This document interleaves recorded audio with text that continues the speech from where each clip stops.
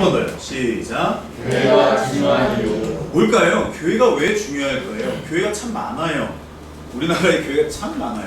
교회가 왜 중요할까요, 여러분? 네. 왜 교회가 중요한 이유가 뭐? 여러분 교회 다니시는 이유가 뭐죠? 왜 교회를 다니고, 왜 여러분들 교회에서 헌신하고, 왜 교회에서 여러분들 그렇게 애를 쓰시죠? 교회를 왜 다니죠? 교회를 다니는 이유 뭘까? 오늘 말씀에 이 데살로니가 전서에 정확히 나와 있습니다. 자, 저를 보세요. 이 신학 안에는요, 교회론도 있고, 구원론도 있고, 제자론도 있고, 성서론도 있고, 되게 성서학도 있고, 되게 많아요. 근데 다 중요하지만, 제일 중요한 걸 우리는 뭐로 뽑냐면, 교회론으로 뽑습니다. 왜냐하면, 교회론이 중요한 이유는 모든 것의 기초가 되기 때문에 그래요. 교회 안에서 구원론을 듣고요, 교회 안에서 제자론을 들어요, 교회 안에서 숙제론을 들어요. 그래서 교회론, 교회가 뭔지, 이 교회, 예수 반석 위에 세워진 그 교회가 뭔지를 정확히 알아야 예수를 받아들일 때에 굉장히 부드럽게 받아들일 수가 있어요. 네. 그래서 예수님이 한 영혼을 교회 보내가지고 그 영혼을 향한 하나님의 목적은 인간답게 살아라가 아니에요. 절대 아니에요. 인간답게 살아라가 절대 아니에요. 예수를 닮아라, 예수님처럼 살아라 라는 목적으로 교회를 보내는 거예요. 아멘? 인간답게 살아라! 아니 그렇게 하려면 그냥 친목단체 가는 게 나아요. 산악회를 가든지 배드민턴 동호회를 가든지 그런 데 가서 그냥 놀면 돼요. 그냥 이런 체력도 키우고. 교회는 왜 다니냐? 예수 닮기 위해서 다니는 거예요. 교회는 왜 다니냐? 예수를 더 알기 위해서 다니는 거예요. 요한복음 17장 3절에 영생이 뭐라 그랬죠? 영생이 뭐예요? 유일하신 그 하나님을 아는 거예요. 그러니까 내가 영생한다는 건 뭐예요? 내가 그걸 아는 거예요. 관계하는 거예요. 천국 가는 게 아니에요. 이 땅에서 되는 거예요.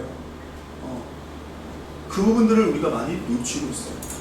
그 성경에 나오는 교회들이 많은데 특별히 예배소 교회는 우리 교회가 원하는 교회, 마지막 시대에 정말 우리가 그리는 교회, 몸통과 머리의 시스템이 완전히 갖추어진 교회, 시스템을 맞추고 돌아가는 교회. 그러나 처음 사랑을 잃어버렸던 교회, 그 교회에 예수님이 말씀하시는 다시 몸통과 머리의 시스템을 세우라고 이야기하는 교회가 예배소 교회거든요. 골로새 교회는 뭐냐? 이미 이 머리와 몸통의 교회가 구축이 돼 있어요.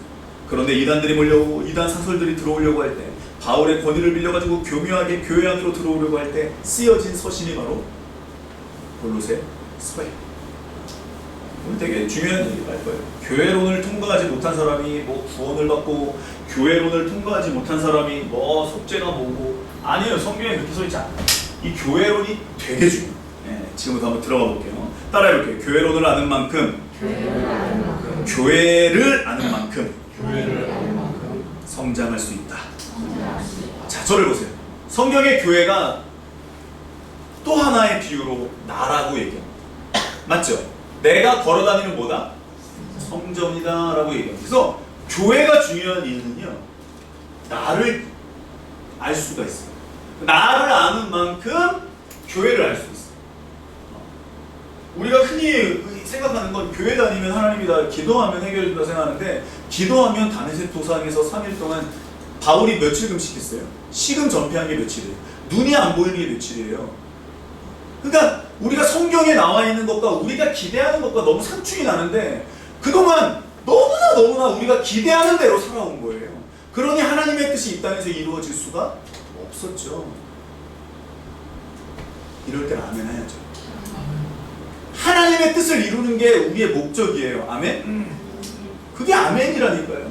하나님의 뜻을 이루는 게 저와 여러분들의 인생의 목적이에요. 이게 인생 목적이에요. 다른 거 목적 아니에요. 하나님 믿으세요? 믿으세요, 여러분?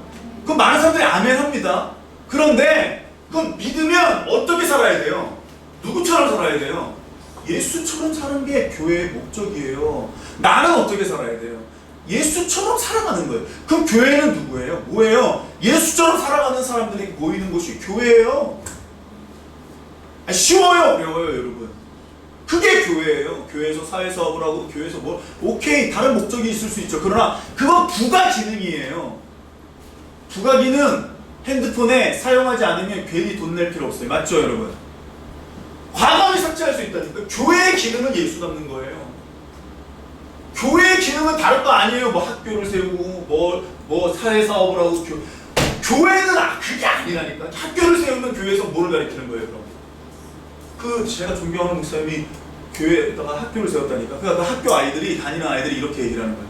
목사님, 제가 옛날에 지옥 학교 다닐 때 세상에 다니던 학교 생활을 지옥이래. 야, 그럼 지금은 뭐라는 거예요?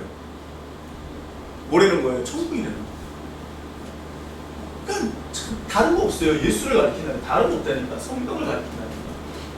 교회가 중요한 이유는 이제부터 5가지로 제가 여러분들에게 올려드릴 거예요.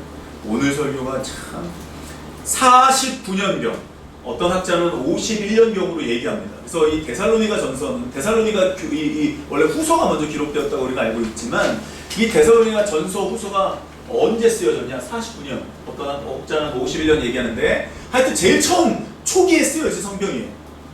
예수님이 33년 내지는 한 40년경에 돌아가셨다고 우리가 얘기를 한다면 그 돌아가시고 나서 바로 뭐가 쓰여진 거예요? 그럼 데살로니가 전서 후서가 쓰여진 거예요. 이해되시죠? 49년 51년경이니까 이것은 언제 쓰여졌냐면 또 사도 바울이 쓴 건데 사도 바울이 아라비아 사막에서, 여기가 이스라엘이에요. 아라비아 사막에서 뭐 한 거예요? 17년 동안 하나님께 훈련을 받고 광야에서 생활하다가 어디로 가요? 이스라엘로 돌아가죠. 그래서 여기에서 처음 목회한 데가 바로 데살로니가 교회입니다. 지금은 그리스에 붙어 있어요. 됐죠? 그리고 사도 바울은 몇 년을 사역했냐면 3주 사역한 교회. 얼마요? 3주 사역한 교회. 3주 사역했어요. 그래서 이 사도 바울이 3주 사역을 했는데 이 데살로니가 교회가 온전한 교회가 됐어요. 여러분들이 많이 알고 있는 항상 기뻐하라, 쉬지 말고 기도하라, 범사에 감사하라, 이는 그리스도 안에서 너희를 하는 뜻이니라. 기억하시죠? 그 말씀이 여기 써있는 데살로니가서 5장. 되게 중요한, 그러니까 이게 성경을 제대로 알아요. 자, 지금부터 한번 들어가 볼게요. 데살로니가 교회는 5가지의 이 교회론이 있었는데 첫 번째는 구원의 확증입니다. 교회를 다니면 구원의 확증이 있어야 됩니다. 그런데 구원의 확증을 받으려면 기준이 명확해야 됩니다. 기준이 명확해야 돼요. 예수가 아니면 안 된다라고 하는, 예수 외에 내가 다른 것들을 품었다면 죄에 대한 기준이 확실해야 됩니다. 그러니까 내가 어떤 회개를 하면 반성 정도가 아니에요. 절규한, 누구처럼요? 다윗처럼 엎드려 식음을 청해야 돼. 다 그렇지만 다 그렇게 사는 거죠. 이게 아니라 하나님 앞에서 내가 왕으로서 할 수 있지만 아버지가 보실 때 죄라면 반드시 죄. 아멘? 너 엎드려졌어. 죄에 대한 기준이 명확해. 잘 보세요. 구원의 확증이 왜 중요하냐면 구원의 확증은요, 구원받았다가 아닙니다. 이게 한국교회 타락 원인입니다. 뭐라고요? 구원의 확증은 구원받았다가 아닙니다. 성경이 말하는 구원의 본질은요, 뭐냐면 하나님이 이 아들 예수 그리스도를 다시 이 땅에 보낼 때에, 성경에 나와 있는 보낼 때, 재림하실 때의 부활의 영광, 우리가 부활에 참여할 수 있게 되었다라는 게 구원의 확증입니다. 그러면 그 당시의 사람들은 예수님이 재림하는 걸 나중 시대로 봤습니까? 자기 시대로 봤습니까? 자기 시대로 봤죠. 그러면 자기들은 살아서 하나님의 부활에 예수님의 부활에 참여한다고 믿었겠죠. 그게 구원의 확신이에요. 사후 세계가 아니에요. 우리가 알고 있는 건 사후라고 알고 있는데 사후가 아니에요. 사후가 아니에요. 극히 성경에 예외적으로 한 사람 나와요. 그 사람이 누구냐면 십자가에 구원받은 강도. 같은 사람은 극히 예외적으로 주를 정말 믿습니다 라고 했을 때 구원받을 수 있어요. 이걸 악용하면 안 돼요. 이건 악용할 수도 없고. 그러니까 전반적으로 구원의 확증이 뭐냐? 이것은 부활의 영광. 내가 부활에 참여할 수 있다. 그래서 구원받은 사람은 천국을 사모하는 게 아니고요. 구원받은 사람은 부활과 재림을 더 사모하게 되어 있어요. 뭐라고요? 구원받은 사람은 천국을 사모하지 않아요. 구원받은 사람은 어디를 사모해요?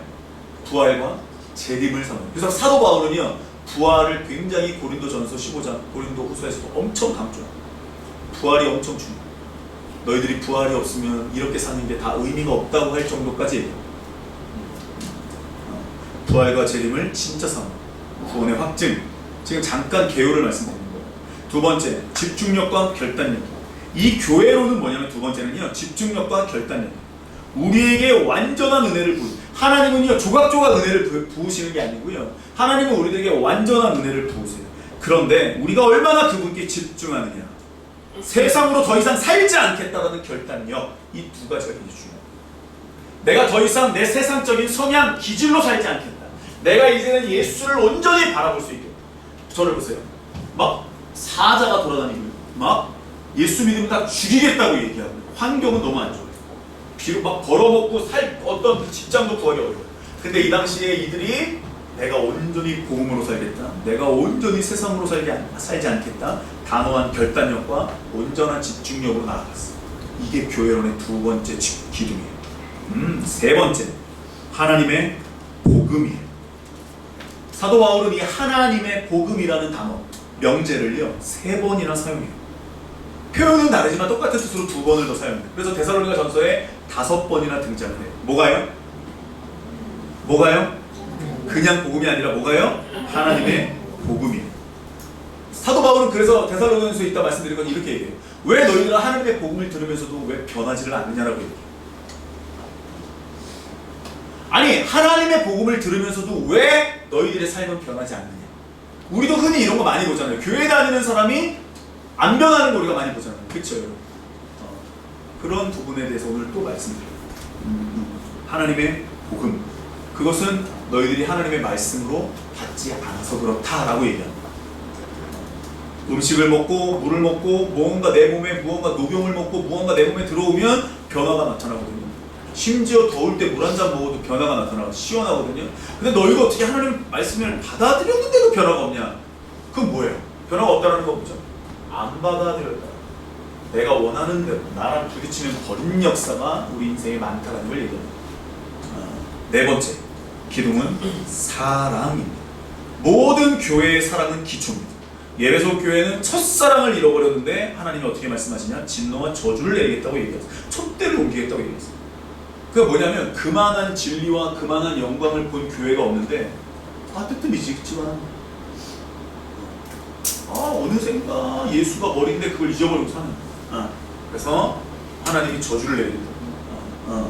초대교회의 척박한 환경 가운데 든든히 교회가 세워진 이유는 사랑이었어요. 이 사랑에 대해서도 이따 말씀드릴게요. 다섯 번째 기둥, 마지막 재림입니다. 이 시기는 강력한 재림의 기다림이 있었어요. 긴박한 종말론을 가지고 믿음 생활했어요. 근데 이게 뭐냐면 흰 옷을 입고 막 주님이 올 때 기다리는 게 아니라 주님이 오신다 그랬으니까 반드시 뭐다? 오실 거야 라는 기대감이 있었어요.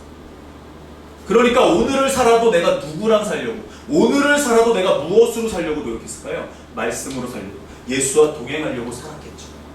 맞죠, 여러분? 그래서 초대교회가 굉장히 강력했어요. 엄청 강력했어요. 그래서 따라해볼게요. 초림과 재림은 반드시 같이 본다. 여러분들이 초림의 예수를 믿는다면 재림의 예수도 믿으셔야 돼요. 초림을 통해 은혜 받은 사람은, 예수가 나를 위해 이 땅에 오셨다라고 하는 사람은요, 예수가 나를 위해 다시 이 땅에 오실 것을 믿으셔야 돼요. 다시 오신다고 그랬어요? 안 오신다고 그랬어요? 오신다고 그랬다니까. 근데 우리가 흰 옷을 입고 막 주님을 기다리는 게 아니라 주님이 오신다고 그랬으니까 있을 때, 우리에게 시간이 주어졌을 때 잘 사는 거예요. 어떻게? 말씀 중심. 어떻게? 옆 사람 보세요. 이 사람 중심. 이해되시죠? 교회 구성원이 왜 중요해요? 데살로니가 교회에서 왜 끼리끼리라는 표현을 쓰거든요. 교회 안에서. 정예원, 준혜원. 교회 안에서 그런 거 써봐요. 요즘에 평등하지 않더라고. 막 뭐라고. 근데 내가 참, 저도 이런 교회 처음 봤지만 정말 일산에 그런 교회가 있다는 거 보고 내가 응암동에서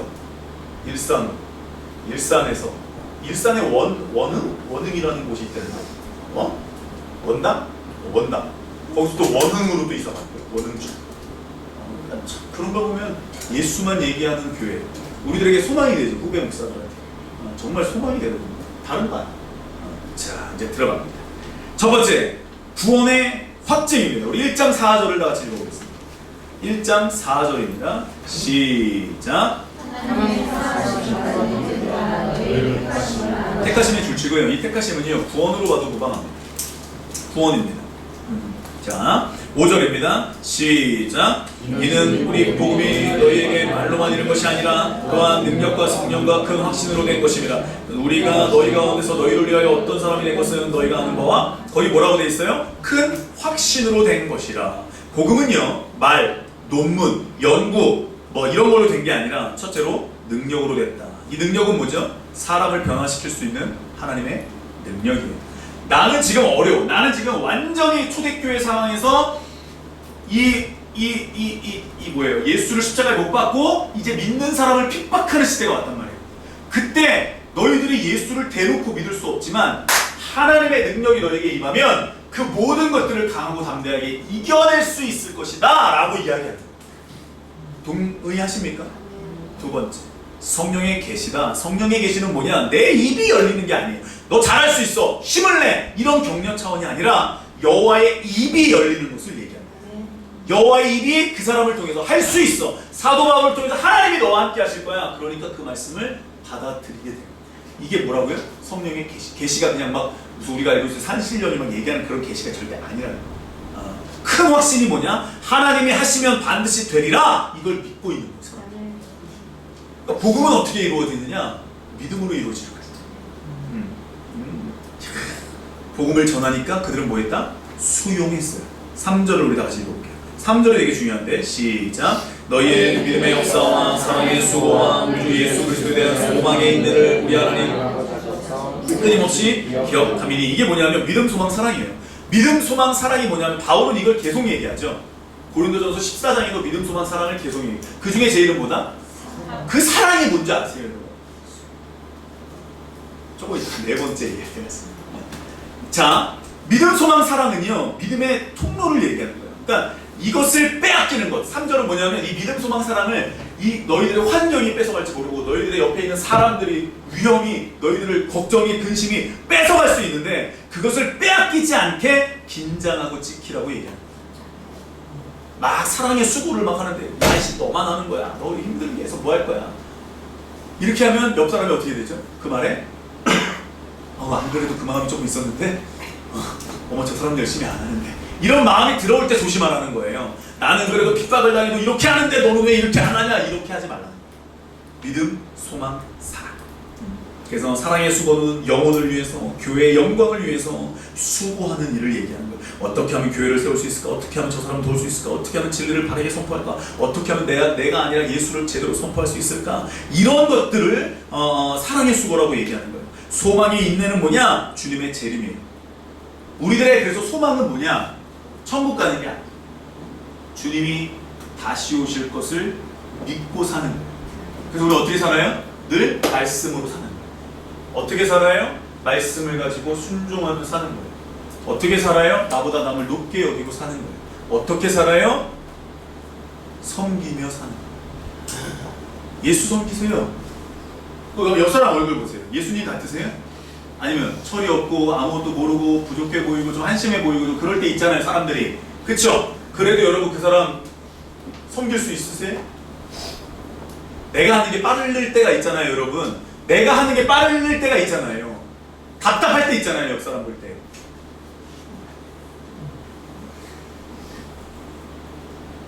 그러나 어떻게 하면 그래서 우리들의 삶의 스타일이 바뀌는 거예요. 그래서 우리의 궁극적 소망은요, 돈 버는 것, 잘 되는 것, 성공하는 게 절대 아니에요. 재림이에요. 예수님을 우리가 어떻게 모실 수 있는 사람이 될 것이냐, 이게 굉장히 다섯 처녀가 될 것이냐, 아니면 병든 자, 가난한 자, 저는 자를 데려다가 교회 잔치집을 채울 것이냐, 이게 되게 중요한 거예요. 소망의 인내가 그거예요. 그러니까 바울이 부활을 바라고 자신의 삶의 스타일이 완전히 바뀌었어요. 이 사람 삶의 스타일이 바뀌었다니까요. 고상한 사람이 완전 바뀌었어요. 6절입니다. 시작. 또 너희는 많은 환난 가운데서 본받은 자가 되었다. 그 환난과 어려움이라는 초대교회 상황이, 특수한 상황이 있었죠. 우리나라는 뭐 그래도 예수 믿는다고 죽이진 않고 가두진 않죠. 그쵸 여러분? 근데 이 시대는 그랬어요. 이 구원의 확증이 뭐냐면요, 환난과 어려움이라는 초대교회의 특수한 상황에서 하나님의 말씀을, 혹시 기억하세요? 마가복음 4장에 하나님의 말씀이 뿌려질 때 말씀을 받는 걸 뭐라 그랬죠? 제가 영어로 웰컴. 그렇죠? 하나님의 말씀을 어떻게 받아요? 웰컴으로 받는 거예요. 그래서 히브리어나 헬라어로 보면요, 하나님의 말씀을 어떻게 받는다? 환영하는 거예요. 지금 저를 보세요. 상황이 어려워요. 근데 이 안에서 내가 말씀을 받아요. 어떻게 받는다고요? 이 상황을 이길 말씀이 아니라, 나를 구해줄 말씀을 환영하는 게 아니라, 그냥 하나님의 말씀을 어떻게 한다? 환영하는 거예요. 아멘? 그러니까 이 사람은 예수로 사는 사람이 되는 거예요. 그러니까 사도 바울이 그렇게 살거든요. 나중에 하나님 복음할 때 말씀드릴 거예요. 그래서 하나님의 말씀을 환영해서 받는 거예요. 그러니까 상황에 주목하는 게 아니라 말씀에 주목하는 거예요. 내 감정에 주목하는 게 아니라 말씀에 주목하는 거예요. 이게 구원의 확증이라고 얘기해요. 6절부터 8절에 보면 본받는 자가 되라, 뭐 믿는 자의 본 이렇게 나오는데, 본받는 자는 헬라어로 리메타이라는 뜻입니다. 리메타이는요, 모방하다, 본받다라는 뜻이에요. 그래서 예수의 삶을 본받은 나를 본받으라고 얘기해요. 바울이 뭐가 잘나서 잘난 척하려고 얘기하는 게 절대 아니에요, 지금. 그 다음 믿는 자의 본은 뭐냐? 헬라어로 휘포스라는 뜻인데, 휘포스는 붕어빵, 계속 같은 걸 찍어내는 거예요. 기억하시죠? 원본을 찍어내면요, 계속 원본처럼 나와요. 4본을 찍어내면요, 그냥 나중에 크게 나와요. 우리가 예수를 찍어내면요, 예수가 계속 나와요. 30년 동안 우리 1세대가 예수를 찍어냈으면 한국교회가 지금 어떻게 됐을까요? 예수가 됐겠죠. 유대인들을 보세요. 말씀을 듣고 신명기의 말씀을 하고 머리에 붙이고 집에서 강론하고 수천 년 동안 했더니 지금 유대인들이 어떻게 됐어요? 유대교가 없어졌어요? 살아있어요? 살아있죠. 난민들이 지금 이렇게 많이 나와가지고 뭐 아일란법이다 뭐 해가지고 난민들이 있는데 그 사람들이 다 어디 있는 나라로 가요? 중동으로 가요? 유럽으로 가요? 그러면 근본적인 해결책은 난민을 해결해 주려면 어떻게 해야 돼요? 무슬림 측에서 받아주든가, 무슬림에서 뭔가를 줘버리든가, 아니면 저 유엔이나 이런 나라에서 무슬림 너희들이 이 사람들을 받아라 라고 얘기를 한다든가. 조용히 해요. 그리고 안 가요. 무슬림을 이슬람교로 안 가요, 사람들. 이런 분위기, 이 사회적 분위기, 우리가 정말로 그러니까 이 예수를 찍어내는 게 되게 중요해요. 공포를 찍어내면 공포가 나옵니다. 예수를 찍어내는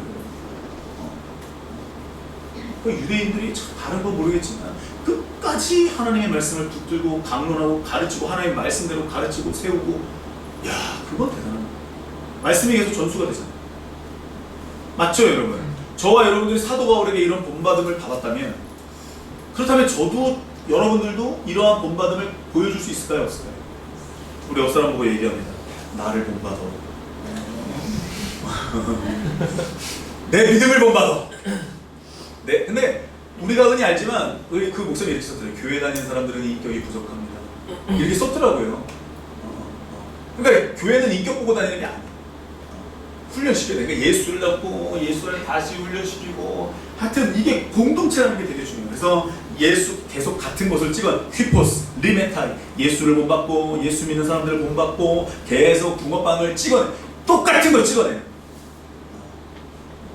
그게 바로 구원의 확증은 뭐냐? 이런 거죠. 제가 샬롬 교회를 위해서 기도할 때 처음엔 몰랐지만 샬롬 교회를 위해서 기도했어요. 하나님 이 교회를 어떻게 해야 됩니까? 이렇게 어떻게 가야 됩니까? 말아야 됩니까? 기도하는데 가라고 응답이 떨어져서 이제 기도하려 했죠. 여러 사람이 모여서 이제 한두 사람 더 모이고 기도하고 8명이 이제 돼가지고 그 사람들이 함께 기도했죠. 근데 딱 저 부영 상가에 딱 오니까 교회가 분명히 7층에 샬롬 교회가 있었거든요. 근데 3층에 하나님 우리가 기도하고 있었으니까 이제 그 교회를 이제 처음 딱 가는데 3층에 뭐가 있는지 아세요? 제가 개척한 교회가 언약교회거든요. 3층에 언약교회가 딱 들어온 거예요. 한 번에. 아니, 응답을 받아봤어야지, 이런 응답을. 그래서 이거 하나님의 사인이구나. 그래서 근심 걱정 않고 그때부터 기도 시작 들어가요. 언약교회가 들어왔다니까요. 그런 걸 보고 확증이라고 보는 거예요. 그러니까 저와 여러분들이 구원받았느냐 안 받았느냐 어떻게 하냐? 믿음으로 사는지, 믿음, 소망, 사랑을 지키고 있는지, 하나님의 말씀을 웰컴으로 받는지, 예수의 삶을 본받고 계속 나 같은 사람을 찍어내는지, 이게 구원의 확증이라고 얘기하는 거예요. 그럼 여러분들은 누가 봐도 그리스도인이 돼요. 아멘? 기도 많이 한다. 교회에서 뭐 봉사 많이 한다. 뭐 아니 그런 거 갖고 전혀 판단하지 않아요. 열매는 그 사람의 열매는 마태복음 10장 말씀처럼 요한복음 10장 말씀처럼 열매만. 아시겠죠 여러분? 두 번째 집중력과 결단력. 우리 1장 8절을 다시 한번 시작. 주의 말씀이 너희에게로부터 마게도냐 아그에 들릴 뿐 아니라 하나님을 향하는 6절부터 8절까지 보면은 분명히 초대교회의 상태는 지금 환난 중이에요. 그 상황 속에서 하나님을 집중하는 데 저들은 실패하지가 않았어요. 야, 너무 말이 멋지지 않습니까? 하나님을 집중하는 데 실패하지가 않아요. 야, 집중력이 탁월했어요. 이들에게는 환경과 조건이 무의미했어요. 근데 우리도 믿음 생활할 때 여러분 이런 본받음을 좀 가져요. 이런 걸 딱 붕어빵을 딱 찍어내야 돼. 우리 찍어내야 돼. 원판 불변의 법칙이 있죠 여러분. 다들 다음 주에는 또 처절 때 사진을 저한테 갖고 오세요. 원판 불변의 법칙. 우리 처갓집 가면 우리 처제들은 늘 저한테 우리 사모의 우리 언니 얼굴 알잖아요. 우리 언니 얼굴 18세 이전의 얼굴. 물론 그렇다고 많이 뜯어고친 건 절대 아닙니다. 네. 그러니까 믿음 생활할 때 이 원판 불변의 법칙이 있어요. 우리가 예수를 믿으면 우리 누구처럼 되는 거예요. 근데 여러분들이 저를 믿으면 여러분들 누구처럼 돼요. 그러니까 여러분들 누굴 바라봐요? 맞죠? 근데 누구를 통해서 바라보는 거예요? 아니 저를 통해서 예수를 바라보는 거잖아요. 맞죠? 그래서 저를 위해서 기도 많이 해요. 어쩔 수가 없는 거예요. 공동체예요. 이게. 제가 만약에 여러분들에게 탐욕을 가지고 접근하면, 제가 여러분들에게 만약에 다른 목적을 가지고 접근하면 여러분 구별되실까요? 제가 하나님의 뜻이라고 얘기해요. 충원아, 어제 기도하는데 하나님이 너보고 앞으로 다 때려치고 선교 나가래. 너 목사님 기도하는 사람이잖아.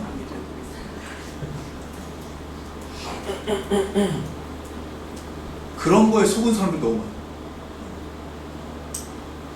이제 구원의 확증, 그 다음에 집중력, 결단력. 이미 아가야와 어디예요? 6절에 아가야와 어디예요? 아가야와 어디예요? 마게도냐의 소문이 퍼졌다니까요. 저와 여러분들이 똑같은 걸 찍어내면요, 이 상황은 어때요? 다 어려운 상황이라니까요. 지금 다 힘든 상황이라니까요. 근데 거기서 누구에게 집중했다고요? 말씀. 그리고 세상으로 살지 않으리라 결단.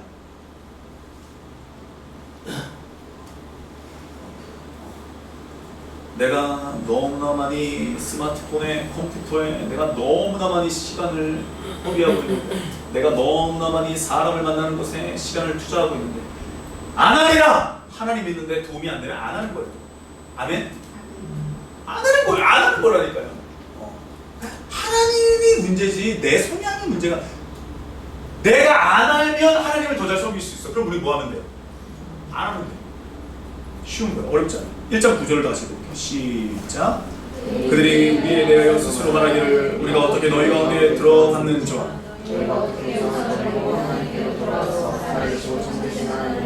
10절이요. 시작.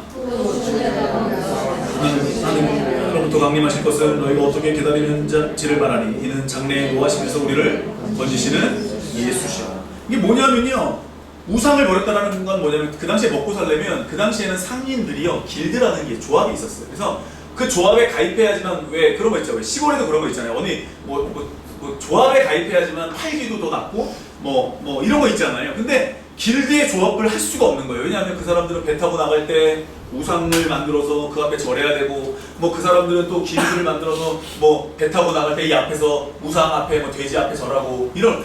아니 왜 차를 샀는데 왜 돼지 머리를 놔두고 고사를 지내는지 모르겠어요. 그 사고가 났을 때 뭐라 했냐면 사람들이 이건 고사를 안 지내서 그런가 봐요. 막 이런 얘기를 하는 거예요. 근데 그런 거 보니까 너무 어이가 없는 거지. 그런 걸 보면 막걸리를 어디다 부어요? 차 어디다? 밖에다가 네 바퀴 다 안 부어. 그리고 왜 돼지 콧구멍에는 돈을 넣는 거예요? 아니 왜 돼지 콧구멍에 왜 돈을 넣지?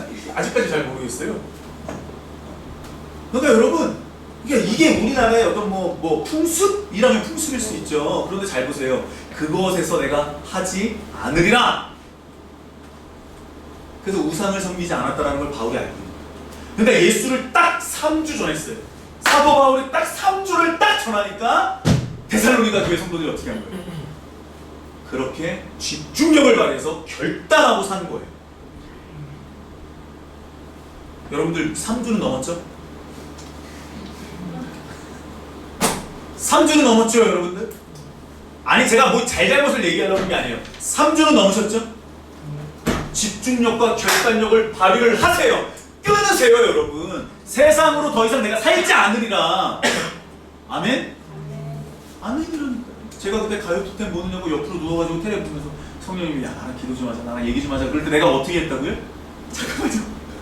그때 보이지 않는 사람이 9주 연속, 10주 연속 하고 있을 때는 잠깐만요.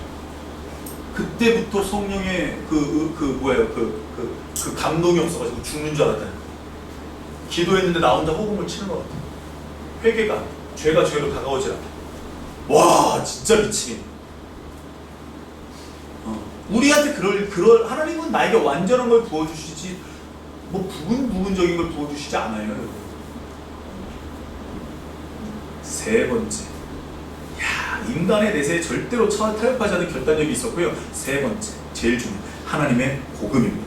이 하나님의 복음은 우리가 마가복음에서 뭐 조금 배웠지만 더 나중에 자세히 언급하기로 하고, 이 하나님의 복음이 되게 중요해요. 누구의 복음이라고요? 주체가 복음의 출처를 바울이 정확히 했어요. 뭐라고요? 복음의 출처입니다. 복음의 출처가 하나님이었습니다. 17년 동안 아라비아 사막을 경험하고 데살로니가 교회로 들어갑니다. 데살로니가 교회에서 몇 주 사역했다고요? 3주 사역했어요. 3주 사역했어요. 그리고 이들에게, 지금 다 이들이 알아들으니까 편지 쓰는 거죠. 맞죠, 여러분? 하나님의 복음이라는 표현, 복음은요 그 당시에 너무 많았어요. 마라톤에서 이겨도 기쁜 소식이요, 돈을 벌어도 기쁜 소식이요, 물고기를 많이 잡아도 기쁜 소식이요, 내가 직장을 잘 들어가도 기쁜 소식이요, 내 아들이 서울대 들어가도 기쁜 소식이요. 맞죠? 이 복음입니다. 그런데 즉 우리가 어머 있잖아, 내 아들이 이번에 어디 갔어, 내 아들이 오늘 내 딸이 어떻게 이번에 뭐가 됐어. 이게 뭐예요? 우리들에게는 동일한 어떤 이성과 합리성으로 동의의가 되니까 기쁜 소식이죠. 배가 아프시죠? 기쁜 소식이죠? 기쁜 소식이라니까요. 그런데 바울은 여기서 복음의 출처를 분명히 했어요. 하나님의 복음이다, 이런 표현을 했습니다. 우리 한번 2장 2절을 같이 한번 보고 시작. 너희가 아는 바와 같이 우리가 먼저 빌립보에서 우리 하나님을 힘입어 많은 싸움 중에 하나님의 복음을 너희에게, 자, 고난과 능력, 핍박이 있고 싸움이 있죠. 근데 그 가운데 뭐를 전했다고요? 하나님의 복음. 이게 너무너무 충격받았어요. 복음은 복음인데 누구의 복음이다? 내가 은혜 받은 복음이 아니에요. 내가 지금 무언가 잘 돼서 하나님, 우리가 이걸 뭐라 그러죠? 이 땅에서 간증이라고 얘기하죠. 이런 게 아니에요. 복음의 출처는 뭐다? 하나님. 하나님의 복음은 누구에게나 동일하게 나타나요. 자, 복음의 출처가 하나님의 기쁜 소식이 뭐냐? 나 같은 사람을 사랑하셔서 십자가에 달리시고, 나 같은 사람을 부르셔서 제자로 살게 하셨고, 나 같은 사람 때문에 이 땅에 다시 오실 것이다 라는 출처가 정확해졌습니다. 그래서 인격적인 불신, 사람의 상처, 뭔가 내 한계를 뚫고 나니까 사도 바울이 17년 동안 여기에서 나라는 존재를 완전히 발견하고 배설물로 여기고 나니까 자기가 갖고 있었던 기쁜 소식은 뭐죠? 가말리엘의 소생이요, 사람 로마 시민권자요. 지금도 미국 시민권자는 우리가 막 이렇게 보잖아요. 아무나 받을 수 없잖아요. 그거요. 그 다음에 앞으로 이 사람 변호사였어요. 이 사람 변호사 중에서 앞으로 개업하면 김앤장이나 태평양 엄청난 로펌에 들어갈 수도 있고 스카우트 제의를 당할 수도 있고, 우리가 봐도 참 대외적으로 이 사람은 기쁜 소식을 많이 갖고 있었어요. 복음을 갖고 있었던 사람. 근데 광야에서 이 사람이 자기가 갖고 있던 모든 복음이 다 배설물로 여겨졌어요. 대단하지 않습니까? 그리고 이 자기가 가지고 있던 복음이 하나님의 복음으로 바뀌었습니다. 여러분, 이거는요 일생일대 대단한 사람입니다. 이게 뭐라고요? 하나님의 복음이에요. 그러니까 내가 가지고 있던 모든 것들을 광야 생활 가운데 깨달았어요. 전 이게 교회 생활이라고 생각이 듭니다. 저와 여러분들이 믿음 생활을 하고 저와 여러분들이 교회를 다니면 다닐수록 이렇게 나를 아는 은혜가 충만해져. 내가 추구했던 것, 내가 바랬던 것, 내가 그동안 힘써왔던 것들이 무너지고 누구로 살게 되냐? 하나님으로 살게 돼. 그래서 하나님의 복음이 나에게도 기쁨이 되고 너에게도 기쁨이 되는 역사가 일어나기 시작합니다. 이런 사람들이 모인 곳이 바로 데살로니가 교회였어요. 그러니까 교회 안에서 이런 일들이 일어나요. 교회 안에서 이런 일들이. 그래서 하나님의 복음이라는 명제가 충격적으로 다가오지 않는 이유가 뭐냐? 목사님 그래도요 가말리엘의 소생이 낫죠. 아이 그래도 목사님 성공해야 하나님을 잘 섬기죠. 많이 들리죠. 근데 사도 바울은 이것을 17년 걸렸어요. 뽑아내는. 자기를 뽑아내는데 몇 년 걸렸다고요? 17년. 이게 되게 중요한 거예요. 이게 그래서 자기를 뽑아내는 작업이 없으면 계속 나로 살아야겠다. 우리 2장 2절 하나님의 복음을 그대로 전했어요. 그래서 하나님의 복음이 나를 움직일 수 있는 유일한 키가 됐어요. 자식도 나를 움직일 수 없고요. 하나님의 누구도 나를 움직일 수 없어요. 목사도 나를 움직일 수 없어요. 그러나 나를 움직일 수 있는 건 뭐냐? 하나님. 그리고 옆 사람 얼굴 보세요. 하나님의 사람들이 나를 움직일 수 있어요. 이거 절대적인 거예요. 아시겠죠 여러분? 하나님은 나를 움직일 수 있는 키가 된다. 이걸 꼭 믿으세요. 결단하세요.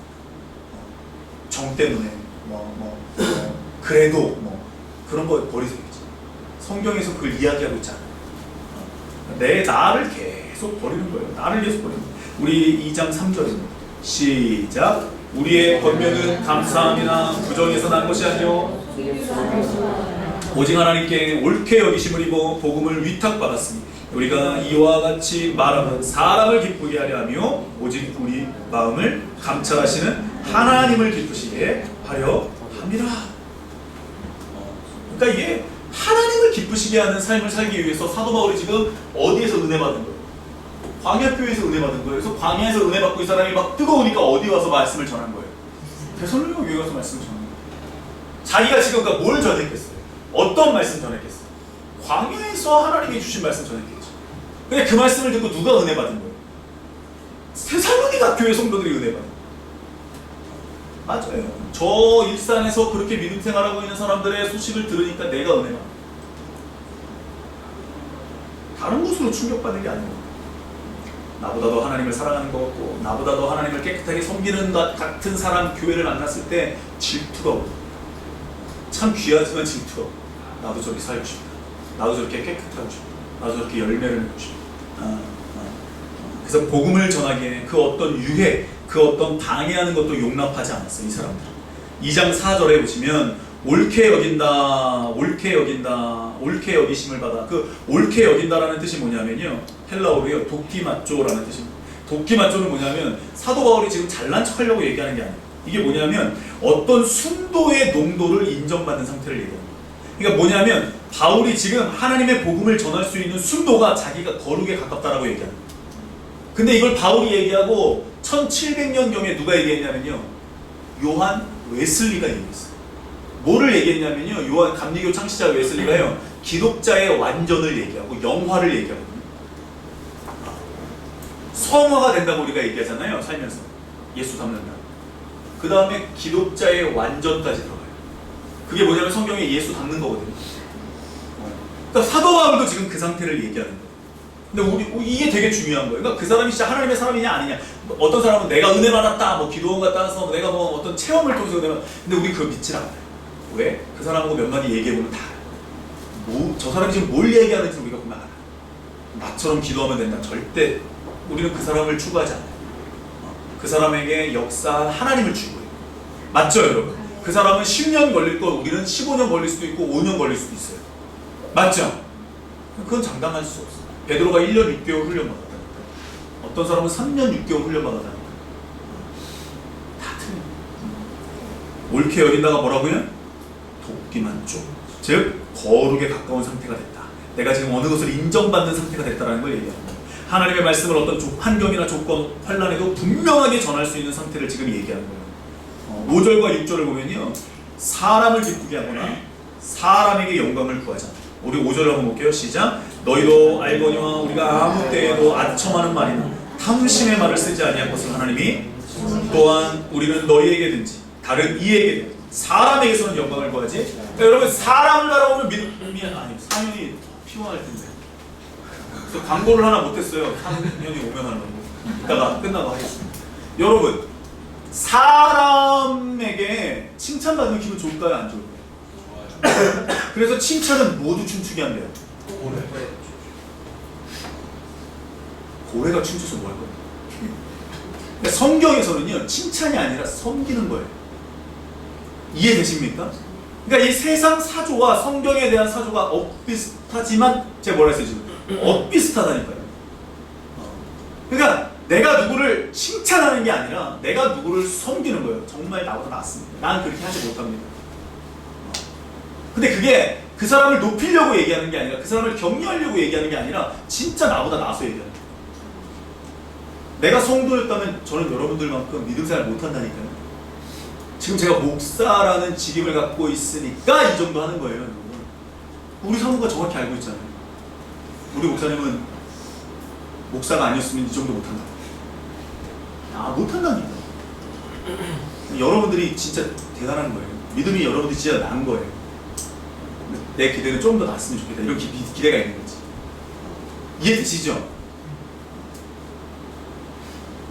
빨리 따라오세요. 빨리 저를 따라잡으세요. 빨리 저를 따라잡아야 저를 보세요. 여러분. 요만한 뒷동산에서요. 언덕에서요. 또 나중에 요만한 완만한 언덕에서 밑에 내려보다 보는 게 달라요. 맞죠? 달라요. 평지에서 뒤 돌아보는 거하고 달라요. 그러니까 빨리 올라오세요. 믿음의 스피드를 내세요. 아멘? 이런 얘기는 막 박수 막 터지고 막 그래야 되는데. 난 막 그런 걸 꿈꾸고 있어. 설교할 때 사람이 박수를 하고 와 할렐루야 막 여기저기서 막 쓰러지고 죄 때문에 막 통곡하고 내 죄입니다 막 그런 거 막. 그리고 여기서 딱 보면 앞에서 딱 보면 정말 미친 거죠. 어떤 사람은 웃고 있고 어떤 사람은 회개하고 있고 막 그런 예배 관계를 꿈꾸고 있어요. 일반적인 예배를 꿈꾸지 않아 진짜. 똑같은 얘기를 했을 때 똑같은 반응을 꿈꾸지 않아. 또 들어가 볼까요? 사람에게 그래서 기대하면은 이 실망만 크고 사람에게는 우리가 영광을 구하지 않아. 7절을 한번 읽어볼게요. 시작. 우리는 사람으로서 당연히 권을 주장할 수 있으나 도리어 너희 것으로 유모는 뭐냐면요. 유모는 11절 한번 볼게요. 시작. 너희가 하는 바와 같이 우리가 각 사람에게 아버지가 자기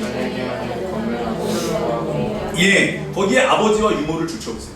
그 유모와 아버지에 대한 이야기를 바울이 지금 하고 있는데 그게 뭐냐면요. 유모는요 아기를 돌볼 때 늘 풍성함을 유지하고 있어야 되는 상태가 유모라는 거예요. 유모가 만약에 젖을 준다면 유모는 젖이 늘 있어야 돼요. 이해되시죠 여러분? 그러니까 아버지는 뭐냐면요 생명관계라는 걸 얘기해요. 끊을 수가 없는 거예요 아버지랑. 나 아빠 싫어! 그래도 안 끊어지는 게 부모관계, 부자관계. 그러니까 복음을 전하게 되면 생명관계예요. 의도적으로 끊을 수가 없어요. 근데 요즘 교회들은요 의도적으로 이 관계들이 끊어지는 게 안 나가 싫어 됐다 그래. 이거 누구 말투인데 됐다 그래. 내 입에서 누구 말투가 나오기 시작했어. 됐다 그래. 아니에요. 이런 거 아니에요. 의도적으로 생명관계를 끊을 수가 없다니까요. 그러니까 안 풀리는 거예요. 이게 풀릴 수가 없어요. 잘 다시요. 7절과 12절, 11절. 유모는 아기에게 늘 풍성함을 유지할 수 있는 관계고요. 아버지는 생명관계를 얘기해요. 그래서 복음을 전하면 생명관계가 되는 거예요. 데살로니가 교회 성도들에게 하나님의 복음은 뭐냐? 사도 바울은 뭐냐? 생명관계. 이해되시죠? 그러니까 지금 교회가 엄청난 교회가 된 거예요. 사이즈가 컸다? 아니요. 제가 데살로니가 교회 가보니까요. 작아요. 성도들이 많았다? 아니요. 제자화됐어요.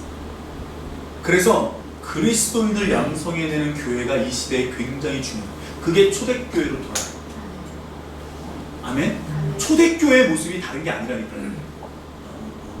한동안 붐이 일었죠. 초대교회로 돌아가자. 초대교회로 돌아가자.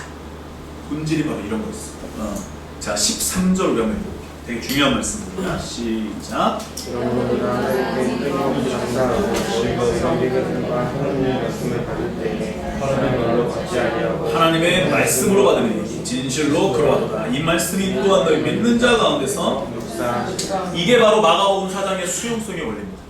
무슨 말을 전했는데 그 말씀이 저 사람의 경험에서 나온 거야, 저 사람 상황에서 나온 거야, 이렇게 받는 게 아니라 뭘로 받았다? 하나님의 말씀으로 받았기 때문에 변했다. 내가 지금 몸이 좋아지려고 아사이베리를 먹으면 눈이 밝아진다라는 뭐 속설이 있잖아요, 그죠? 연구 결과가 있다면서요. 녹용을 먹으면 열이 난다. 홍삼을 먹으면 뭐 면역력이 좋아진다. 우리 몸에 변화가 나타난다니까요. 근데 내가 예수의 양식을 먹었다, 말씀을 먹었다. 근데 내가 안 변했다. 그거 먹은 거예요, 안 먹은 거예요? 일루만 듣고 일루 흘린 거예요. 먹은 게 아니에요. 맞죠, 여러분? 하나님의 말씀이 꿀송이처럼 달다? 성경에 하나님의 말씀이 꿀송이처럼 달다라는 게 어디 있어요? 들어가면 쓴대. 들어가면 쓰잖아요, 여러분. 맞죠? 사도 바울이 하나님의 말씀을 달게 받았어요? 쓰게 받았어요? 쓰게 받았어요. 우리가 성경을 통해서 볼 수 있는 건 모든 게 다 예수 믿으면 스무스하게 돌아간다고 얘기하는데, 부드럽게 간다고 얘기하는데, 성경에 그 내용이 어디 있냐면 잘못된 진리체계가 너무 많아요. 사도 바울은 핍박이 자기를 강력하게 만들었다니까요. 17년 동안 아라비아 사막에서의 광야에서의 훈련이 자기를 이렇게 사용한 전 세계의 복음 전도자로 쓰일 수 있는 계제를 만들었다니까요.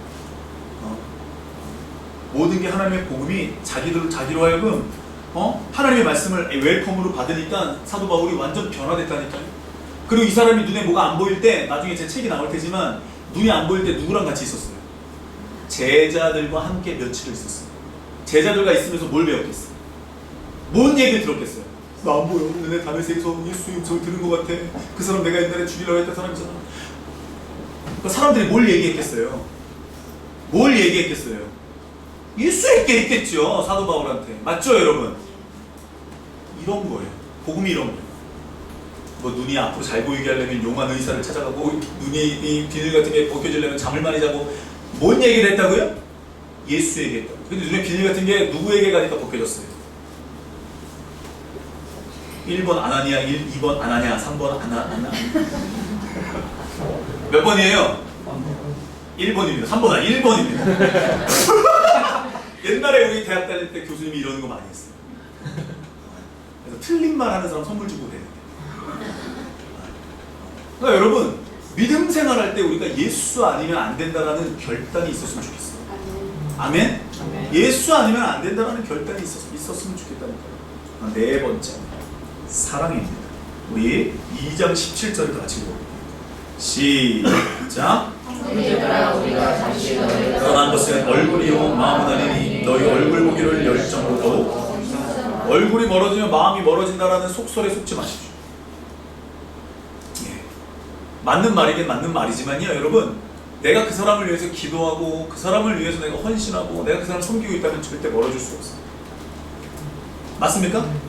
김희숙 권사님 미국 가서 저 잊으셨나요? 여기서 대답 잘하셔야 돼요. 네. 더 생각나죠. 내가 이번에 여름에 내가 옷 어떤 거 입고 다니는지 아시죠? 다. 여러분, 안 보인다 그래서 그 사람이 멀어진다? 아니에요. 절대 그렇지 않아요. 절대 그렇지 않아요. 아니요, 그렇지 않아요. 안 보이면 그리워요. 맞습니까? 그리워요, 여러분. 안 보이면 그리워요. 이게 빨리 우리가 이 믿음이 성장을 해가지고 빨리 그리스도인의 위치에 올라오고 나중에는 예수인, 예수 사람, 정말 예수 닮은 사람이 돼야 돼요. 그래야지 내가 어느 때에 하나님 말씀을 전하고 어느 때에 그 사람에게 복음을 전하고 어느 때에 그 사람을 내가 섬기고. 여러분, 교회에 어려운 사람이 있어요, 만약에. 근데 모든 사람을 똑같이 돕는다? n분의 1로?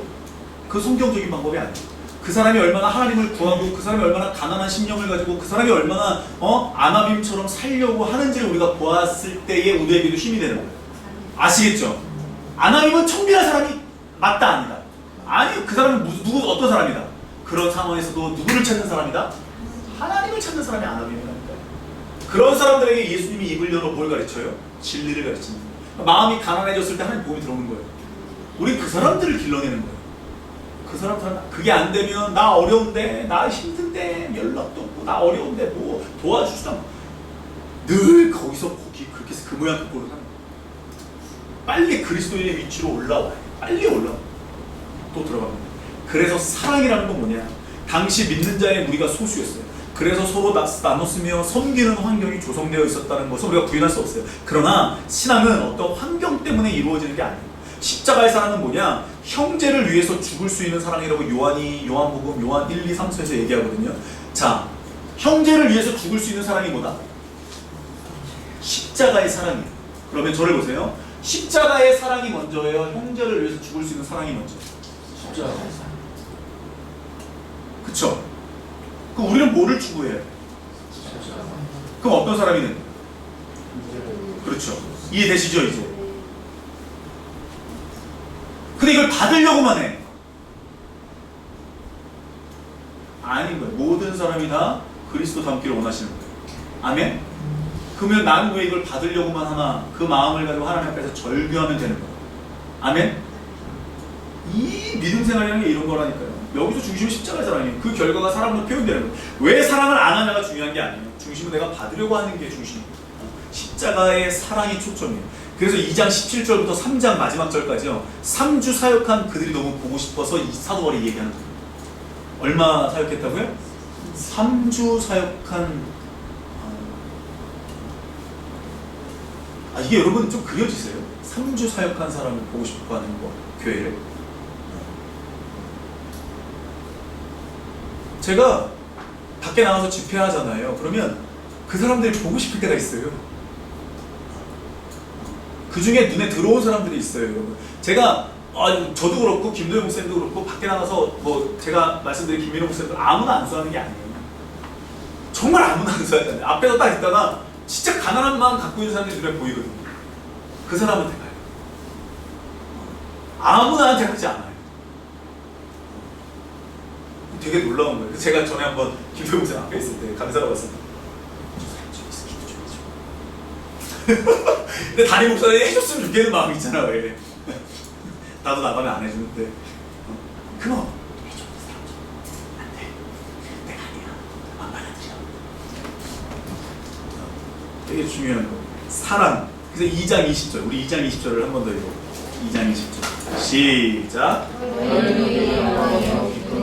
그래서 목회자에게는요, 사도 바울 같은 사람에게는요, 면류관이 없어요.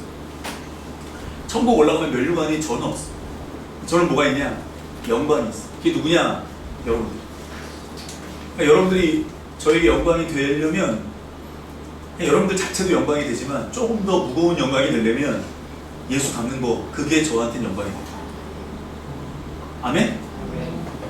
진짜예요, 여러분. 진짜예요. 저보다 여러분들이 못나면 얼마나 못나겠어요. 다 여러분들 저보다 더 낫잖아요. 그럼요. 박은혜 그럼요. 그렇지. 저보다는 여러분들 다 낫잖아요. 그러니까 믿음 생활할 때 정말로 저는요, 여러분들이 저의 면류관이에요. 저의 영광이에요. 밖에 나가서 내가 입만 열면 자랑할 사람이 누구겠어요? 누구겠어요? 어제 박명수 목사님 오셔가지고 교회 뭐 시스템 좀 본다고 왔는데 저한테 그러시더라고요. 교회에서 기도 소리가 들리니까 교회는 역시 이렇게 기도를 할 사람이 있어요. 맞죠? 틀린 말이에요, 맞는 말이에요? 맞는 말이에요. 왜 내가 교회에서 기도하지 딴 데서 기도해? 그래서 교회에서 모닥불 켜놓고 성령의 불이 있으면 여기다가 내 걸 지펴갖고 가란 말이에요. 불 꺼지면 다시 와서 불 지펴 가란 말이에요. 교회는 불이 켜져 있어야 되니까 늘. 그래서 여러분 3장까지 데살로니가서 3장까지 계속 사랑에 대해서 얘기합니다. 그래서 여러분 우리 옆 사람 보고 얘기합니다. 사랑의 수고를 합시다. 소망의 인내를 가집시다. 마지막 제레미입니다. 우리 4장 13절 다시 한번 우리 마지막에 읽겠습니다. 4장 13절 4장 13절 14절까지 시작. 형제들아 전설의 가난을 너희가 가르치는 네가 원하지 아니하니 소망 없는 자들아 구하지 않게 하려니와 우리가 예수께서 죽으셨다가 다시 살아나심을 믿을진데 이와 같이 예수하시는 다른 자들도 하나님이 그와 함께 데리고 오시리라. 아멘입니까 여러분? 아멘이에요. 다시 분명 오세요. 근데 당시에 재림에 대해서 좀 게을러, 야 우리가 그래도 이렇게 살고 있으니까 뭐 괜찮겠지라는 게을러져도 된다라고 하는 분위기가 조성이 돼 있었어요. 그러니까 우리가 이게 환경이 이렇게 어려운데 뭐 내일도 그냥 그래 우리가 이 정도 믿음이 있으면 되지 뭐 이런 거 있잖아요 여러분. 이 정도 하면 되잖아. 열심히 했으니까 당연한 결과였는데 바울은 지금 그걸 보고 그러지 말라고 하는 이야기를 하는 거예요. 그러니까 뭐 우리나라로 예를 들자면 다미선교회 재림 사건이 있죠. 다미선교회가 막 9월 28일 날 예수님이 온다고 막 했잖아요. 그죠? 근데 그것도 잘못된 일이지만 이제 한국교회가 재림에 대한 갈망이 없어진 건 아주 큰 잘못입니다. 복음이 뭐예요? 다시 오심까지가 복음이에요. 나를 위해서 이 땅에 오시고 십자가 못 죽으시고 나를 위해서 부활하셨는데 이게 복음이 아니고요. 다시 오셔야 복음이 완성되는 거예요. 아멘? 그럼 우리는 어떻게 살아야 돼요? 다시 오심을 기대하며 살아야죠. 맞죠? 내일 일은 나는 몰라요. 그러나 주님이 오실 건 난 알아요. 그럼 어떻게 살아야 돼요? 하나님의 말씀을 웰컴하면서 사는 거죠. 그런 사람들이 모인 곳이 뭐예요? 교회. 그 교회에서 그렇다면 지금 제가 구원론까지 말씀드려요. 속죄론까지 말씀드려요. 교회론이 서지 않으면 이게 안 돼요. 교회가 중요한 이유가 이거예요. 그래서 교회는요 진짜로 중요한 공동체예요. 자부심을 가져요. 교회 다니는 것에 대한 자부심을 가져요. 16절, 17절. 그래서 믿음의 기초는요, 본향을 바라보는 것에서부터 시작이 되는 거예요. 16절, 17절. 그 부활 순서가 서 있죠. 시작. 우리가 주의 말씀으로 너희에게 이것을 말하노니 주께서 16절, 17절. 주께서 호령과 천사장의 소리와 그리스도 안에서 죽은 자들이 먼저 일어나고 그 후에 우리 살아남은 자들도 그들과 함께 구름 속으로 끌어올려 공중에서 주를 영접하게 하시리니 그래야 우리가 이게 뭐냐면 강림하시면 나팔 소리와 함께 죽은 자들이 첫째 부활이죠. 이게 죽은 자들이 먼저 일어나는 게 계시록 다니엘에 나오죠. 첫째 부활이 먼저 일어나요. 그 다음에 살아있는 자들이 어떻게 돼요? 완전체로 부활을 하죠. 휴거가 아니라 완전체로 부활이 돼요. 그 다음에 올라가요. 올라가다가 누구를 만나요? 예수를 만나요. 그리고 새하늘과 새 땅이 계시록 21장에 어떻게 되는 거예요? 같이 내려오는 거예요. 그러니까 이런 설교를 여러분들이 못 들어보니까 신천지가 이런 좋은 설교를 할 때 어떻게 돼요? 오! 그 다음에 절기에 대한 설교를 하나님의 교회 안상훈이 얘기할 때 어떻게 돼요? 오! 좋은 건 다 가져왔다는 거 같아요. 그래서 교회에서도 이런 재림에 대해서 막 얘기를 해야 돼요. 재림이 우리들에게 어느 정도 상처가 됐고 불문율이 됐거든요. 얘기하지 않는. 지금만 열심히 살면 돼 막 이렇게 얘기하고. 아니에요. 재림이 되게 중요해요. 초림을 기대하는 사람은 반드시 뭘 기대한다? 재림을 기대하고 있어요. 그래서 하늘로 끌어올려 예수님 영접하고 그분과 함께 이 땅에 내려와서 천년 왕국이 시작이 되죠. 그렇다면 우리는 어떻게 살아야 됩니까? 목사님, 교회 다니는 사람은 어떻게 살아야 됩니까? 5장 1절입니다. 그 앞으로 교회론이 정립된 사람은 어떻게 살아야 됩니까? 5장 1절 시작. 언제나 때와 시기에 다양한 너희에게 쓸 것이 없음을 주의 날이 밤에 도둑같이 이를 줄을 너희 자신이 자세히 이제 알아요. 사도 바울이 복음을 완전히 얘기했어요. 데살로니가 교회에게. 알아요. 3절. 그들이 평안하다 안전하다 할 그때 임신한 여자에게 해산의 고통이 이름과 같이 멸망이 갑자기 그들에게 이르니 결코 피하지. 우리 사모가 임신했을 때 지수 임신했을 때 막 전도지를 돌리고 있었어요. 그 회기역 앞에서. 근데 밥을 먹으러 갔는데 갑자기 양수가 터졌대요. 열심히 잘 돌렸거든요. 지나가는 사람 다 막 전도지 하나씩 다 날라주고 여기다가 우리가 폴로 그거 뭐죠? 폴로 그거? 그 사탕 같은 거 붙여가지고 막 8,000장을 하여튼 다 돌렸어요. 그리고 이제 버린 거 있을까 봐 회기역 가서 죽고 이랬는데 밥을 먹으러 갔는데 갑자기 양수가 터졌대는 거예요. 근데 너무 돌리니까 배가 고프잖아요. 그죠? 그래서 햄버거를 먹었어. 그랬더니 그 먹은 것 때문에 우리 사모가 그거 소화시키고 애 낳느냐고 8시간 기다린 것 같아요. 안 그래서 바로 뺐을 텐데 제가 절개로 그게 안 됐어. 그래서 하여튼 잘 보세요. 내가 임신을 했어. 애가 나올 건 알아요 몰라요? 알죠. 막달이 되면 될수록 어때요? 알아요 몰라요? 근데 오늘 나올지 내일 나올지 어떻게 알아? 몰라요. 이걸 지금 사도 바울이 얘기하는 거예요. 야 평안해. 야 너희들 그만하면 안전해라고 얘기할 때 결코 피하지 못하리라. 4절. 형제들아 너희는 어둠에 있지 아니하며 어둠이 뭐예요? 캄캄함이에요. 그러니까 너희가 이 진리를 안다고. 너희가 지금 이 진리를 들었으니까 어둠에 있는 사람들 같이 움직이지 말라는 거예요. 여러분들이 이 설교를 들었다면 어둠에 있는 사람들처럼 움직이지 않으면 되는 거예요. 그날이 도둑같이 너에게 이 말이야. 너희는 다 빛의 아들들이요 낮의 아들이라. 우리가 방이나 어둠에 속하지 아니하나니 그러므로 우리가 다른 이들과 같이 하지 말고 오직 깨어 정신을 차릴지라. 그래서 5장은 정신 차려라, 깨어 있어라, 주님의 재림을 기다려라. 한마디로 얘기하면 그런 영혼의 상태가 되어라 이렇게 얘기합니다. 내가 임신했으면 늘 조심하는 거예요. 임신했으면 늘 그 상태를 유지하는 거예요. 내가 임신한 줄 아는 거예요. 내 와이프가 내 옆 사람이 임신해서 우리가 알아요 몰라요 여러분? 그 상태를 유지하잖아요. 맞죠? 우리가 예수를 믿고 이 시기에 우리가 이렇게 믿음 생활을 한다면 예수님이 다시 오실 상태를 준비하는 상태를 유지하는 거예요. 데살로니가 교회 성도들이 이런 말씀을 얻어먹을 받아먹을 상태가 됐다는 게 난 너무 부럽더라고. 다시 꿈을 꾸게 하더라고 나한테. 그런 교회를 꿈꾸게 하더라고. 8절을 보면 다시 믿음 소망 사랑을 다시 얘기합니다. 8절에 보면 우리는 낮에 속하였으니 정신을 차리고 믿음과 사랑의 호신경을 구원의 소망의 투구를 쓰자. 사랑의 수고, 소망의 인내. 계속 이 믿음 소망 사랑에 대해서 계속 얘기합니다. 십자가의 사랑을 바라보고 계속 얘기합니다. 그렇게 되면 강력한 교회의 삶이 나올 것이다. 12절을 다시 해볼게요.